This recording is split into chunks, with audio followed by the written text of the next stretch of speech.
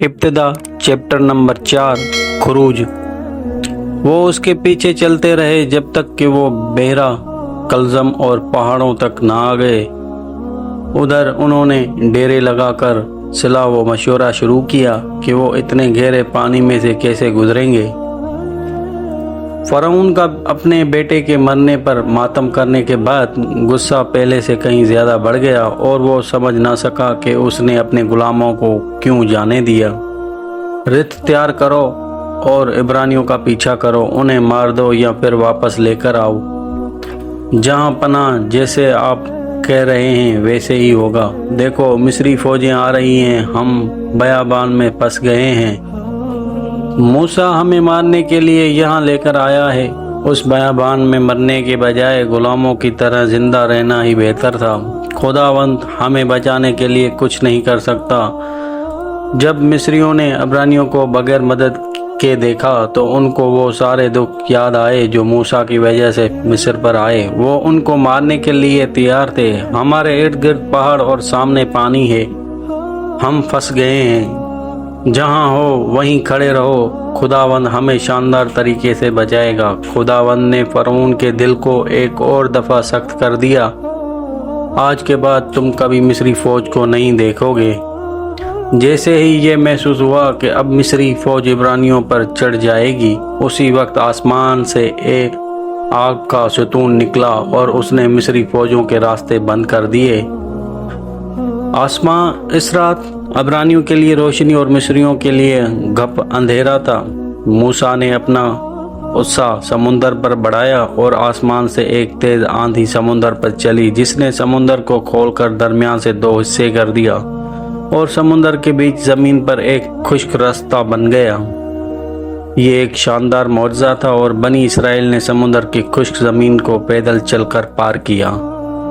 آنے والے دنوں میں وہ خداوند کے گیت گائیں گے جس نے ان کے لیے سمندر میں ایک راستہ بنایا۔ ہر کوئی جانے گا کہ صرف ایک ہی زندہ خدا ہے جس کا نام یہوہ ہے۔ یہ ان سب میں سے بہتر ہے جو ہم نے مصر میں دیکھے۔ واہ، ہمارا خدا سب سے اچھا ہے، ہم سمندر کے بیچ میں ہیں۔ یوشیا، بے وقوفی نہ کرو، ادھر ایسے پیچھے ہو جاؤ۔ تمہیں معلوم ہے کہ تمہیں تیرنا نہیں آتا۔ میں صرف اس خوبصورت مچھلی کو چھونا چاہتا ہوں۔ جب عبرانی سمندر پار کرنے کے نزدیک تھے تو خداوند آگ کی دیوار جو مصری فوج کے سامنے تھی ہٹا لی۔ انہیں سمندر کھلا نظر نہ آیا اور وہ بنی اسرائیل کے پیچھے بھاگے۔ آگے بڑھو اور ان عبرانیوں کو مار دو۔ تم نے آج یہوہ خدا کی طاقت دیکھی ہے۔ دیکھو پانی واپس آ رہا ہے، اب یہ سارے ڈوب جائیں گے۔ ہر مصری فوج سمندر میں ڈوب گیا، ان کی لکڑی اور پتھر کے خدا بھی انہیں نہ بچا سکے۔ ان سب کو مردہ جسموں کی طرف دیکھو، سمندر مرے ہوئے مصری فوجیوں سے بھر گیا ہے۔ یقیناً یہوہ ہی خداوند ہے، اگر اور کوئی نہیں جو اس طرح کی کام کر سکے۔ ہم اس دن کو ہمیشہ یاد رکھیں گے۔ سمندر اور مردہ مصری فوج کے پیچھے چھوڑ کر بنی اسرائیل نے وسیع بیابان میں موسیٰ اور بادل کے ستون کا پیچھا کیا۔ وہ وہی سب کچھ کھاتے پیتے رہے جو وہ مصر سے لے کر نکلے تھے۔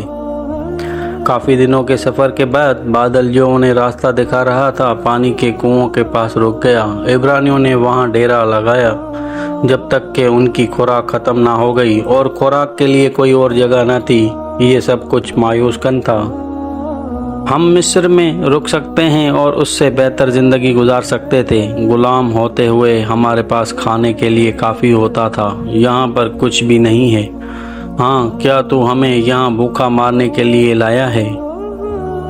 میری بات سنو، تم میرے خلاف نہیں بلکہ خدا کے خلاف جس کی ہم پیروی کرتے ہیں شکایت کر رہے ہو۔ یہوہ فرماتا ہے، اللہ سبحانہ تعالیٰ فرماتا ہے کہ وہ آسمان سے روٹی بھیجے گا، ہر صحیح تم زمین کو اس سے ڈھکا ہوا پاؤ گے، تمہیں صرف اسے اٹھانا اور کھانا ہوگا۔ موسیٰ نے کیا کہا ہے، ہم کیسے کھانا کھائیں گے؟ بچے بھوکے ہیں۔ وہ کہتا ہے کہ یہوہ ہر صبح آسمان سے روٹی کی بارش کرے گا۔ اگر اس طرح نہ ہوا تو ہم بھوکے رہ جائیں گے۔ سورج طلوع ہونے کا وقت ہو چکا تھا۔ کیا تمہیں یقین ہے کہ جس طرح موسیٰ کہہ رہا ہے زمین پر روٹی ہوگی؟ کیا تم نے کبھی آسمان سے روٹی کے گرنے کے بارے میں سنا ہے؟ नहीं, लेकिन मैंने कभी समुद्र के दरमियान रास्ता बनने के बारे में भी नहीं सुना था। ये मूसा का खुदा सारी कायनात का बनाने वाला है। मेरा नहीं ख्याल है कि इसलिए आसमान से रोटी गिराना मुश्किल है। चलो वक्त हो गया है, चल कर देखते हैं। आसमान से रोटी बिल्कुल उसी तरह जैसे उसने कहा था। देखो ये हर जगह मौजूद है। ओ ये तो बड़ी मज़ेदार रहे, इसका मज़ा शहद जैसा है। सच है कि यहोवा खुदा है और मूसा उसका नबी। जब तक वो बयाबान में रहे, खुदावन उनको फरिश्तों की आसमानी खुराक से सैर करता रहा, जिसे मन कहते थे, और ये इब्रानी ज़बान का लफ्ज़ है जिसका मतलब है ये क्या है। जब तक बादल का सतून उनके डेरे के पास खड़ा रहा, इब्रानी पानी के चश्मों के पास ठहरे रहे और आसमानी खुराक खाते रहे। लेकिन जैसे ही बादल चलना शुरू करता और वो अपने खीमे इकट्ठे करके उसका पीछा करते हुए नामालूम बयाबानों की तरफ निकल जाते। लेकिन एक ऐसा वक्त भी आया जब उनके पास पानी ख़त्म हो गया। क्योंकि वो हमें रोटी देता है, इसलिए वो हमें प्यासा मारेगा। मेरी छोटी बेटी मर जाएगी अगर हमें जल्द ही पानी ना मिला।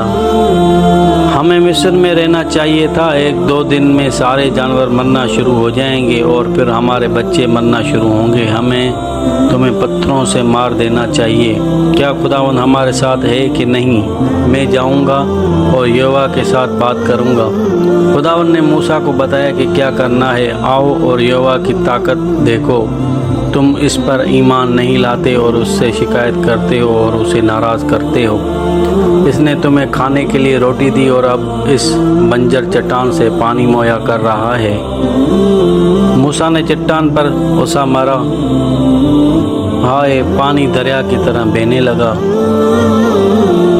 हाँ, बादल दोबारा चला और इब्रानी भी उसके पीछे अपना सामान इकट्ठा करके बयाबान में एक पहाड़ जो सीना कहलाता है की तरफ चल पड़े। वहाँ मूसा ने दुआ की और खुदावन ने उससे फिर कलाम किया। उन्हें याद करो कि किस तरह मैंने उन्हें मिस्रियों से छुड़ाया और उन्हें आज़ाद करवाया। उन्हें खुराक और चट्टान में से पानी दिया।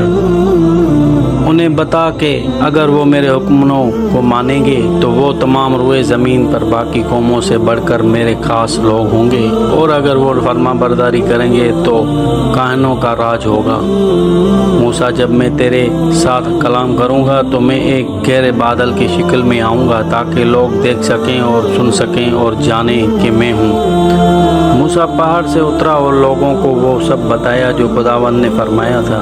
हम पैरवी करेंगे और वो सब कुछ करेंगे जिसका हुक्म खुदा ने दिया है। फिर जाओ और अपने कपड़े और जिस्मों को धोकर अपने आप को खुदा की इबादत के लिए तैयार करो। आज से 3 दिन बाद खुदा यहाँ तुम्हारे पास आएगा जैसा कि खुदा ने हुक्म दिया था। तीसरे दिन वो लोग खुदा का कलाम सुनने के इंतज़ार में पहाड़ के सामने इकट्ठे हुए। एक अजीब व गरीब बादल ने पहाड़ को ढक लिया और फिर मूसा पहाड़ के ऊपर आ। मूसा, मैं यहोवा खुदा हूँ जो तुम्हें मिस्र की ज़मीन से निकाल कर लाया। जब तू नीचे जाए तो उस पहाड़ के इर्द गिर्द बाड़ लगा देना। अगर बाकी लोगों ने उस पहाड़ को छुआ तो वो मर जाएंगे। मैं तुझे 10 अहकाम दूंगा जो तुम उन लोगों को ज़रूर बताना। तू मेरे हुजूर गैर मबूदों को ना मानना। तू अपने लिए कोई तराशी हुई मूरत को न बनाना। तू खुदावंद अपने खुदा का नाम बेफ़ायदा ना लेना। याद करके तू सबत का दिन पाक मानना। तू अपने बाप और अपनी माँ की इज़्ज़त करना। तू खून न करना। तू ज़िना न करना। तू चोरी न करना। तू अपने पड़ोसी के खिलाफ झूठी गवाही न देना। तू अपने पड़ोसी के घर का लालच न करना। जब मूसा पहाड़ से नीचे उतरा तो उसने इसराइल के 70 बुजुर्गों को इकट्ठा किया और उन्हें खुदा के 10 अहकामात के बारे में बताया। हम ये करेंगे, ये अच्छे अहकाम हैं। तुम सब 70 लोग मेरे साथ पहाड़ की तरफ दोबारा जाओगे।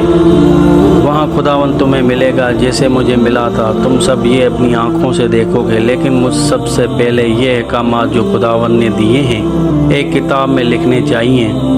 موسیٰ نے بڑے دھیان کے ساتھ وہ سب باتیں جو خداوند نے فرمائی تھی لکھی۔ خدا کے روح نے اس کی بڑی مدد کی تاکہ کوئی غلطی نہ ہو۔ جب موسیٰ نے خدا کا کلام لکھنا ختم کیا، اس نے سب لوگوں کو اکٹھا کیا اور خداوند کا کلام انہیں پڑھ کر سنایا۔ جو کچھ خداوند نے فرمایا ہے اچھا ہے اور ہم یہ ضرور مانیں گے۔ بس اسرائیلی قوم نے خداوند کے ساتھ عہد باندھا۔ خداوند انہیں برکت دے گا، زندگی دے گا اور انہیں ان کے دشمنوں سے نجات دلائے گا، اور وہ راست بازی کے ساتھ زندگی بسر کرتے ہوئے اس کے تمام احکامات کی فرما برداری کریں گے۔